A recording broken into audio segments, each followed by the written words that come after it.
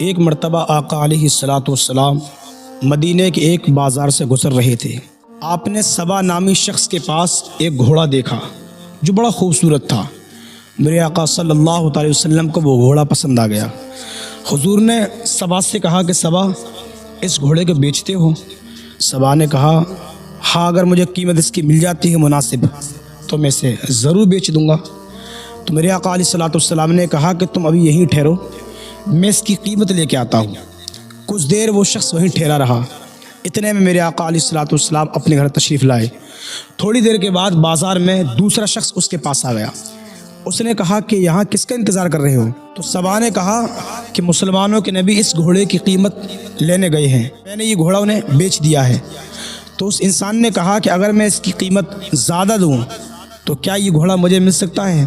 تو اس نوجوان نے کہا کہ میں ایسا نہیں کر سکتا، میں نے کسی سے وعدہ کر دیا ہے، اگر میں وعدہ خلافی کرتا ہوں تو یہ غلط ہے، اور وہ بھی مسلمانوں کے نبی کے ساتھ میں ایسا کرتا ہوں تو یہ تو بہت بڑا گناہ ہے، میں ایسا نہیں کر سکتا۔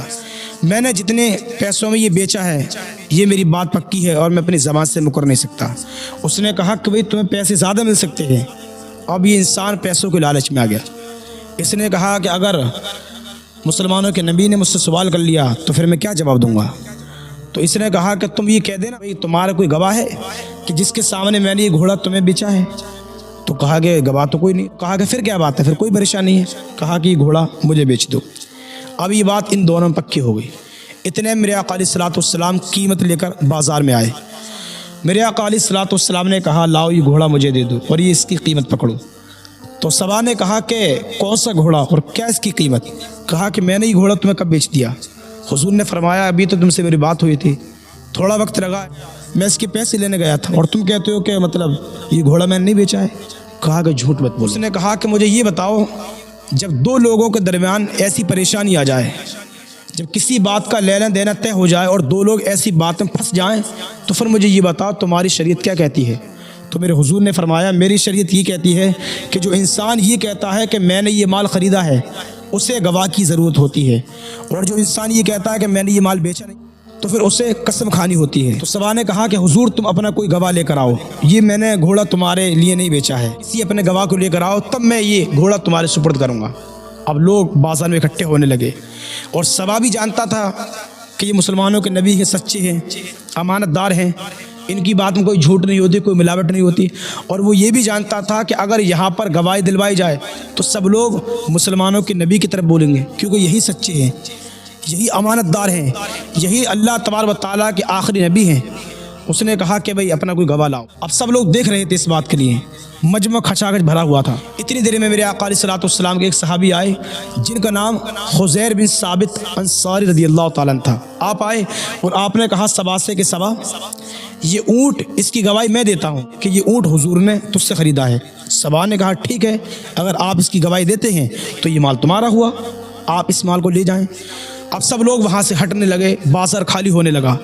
کچھ دیر کے بعد آقا علیہ الصلوۃ والسلام نے صحابی رسول کو بلایا کہ ادھر آؤ۔ وہ قریب آئے اور ان سے کہا کہ تم نے تو مجھے اونٹ خریدتے نہیں دیکھا، تو پھر یہ گواہی تم نے کیوں دی؟ تو صحابی رسول کا بڑا پیارا جملہ تھا جو دل میں اترنے والا ہے مسلمانوں۔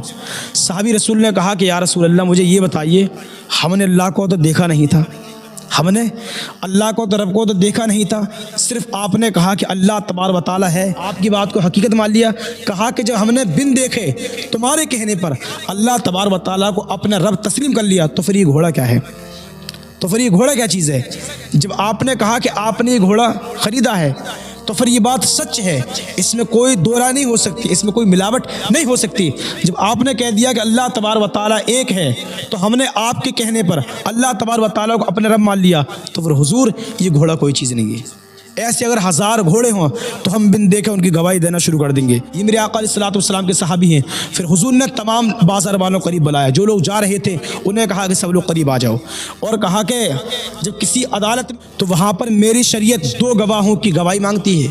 کہا کہ اگر اس جگہ میرا خزیر بن ثابت ہو، کہا کہ اس کی گواہی 2 گواہوں کے قائم مقام ہوگی۔ یہ آقا علیہ الصلوۃ والسلام کے صحابیوں کی شان ہے۔ یہ میرے آقا علیہ الصلوۃ والسلام کے صحابی ہیں جنہوں نے اپنی پوری زندگی اللہ اس کے رسول کے نام قربان کر دی۔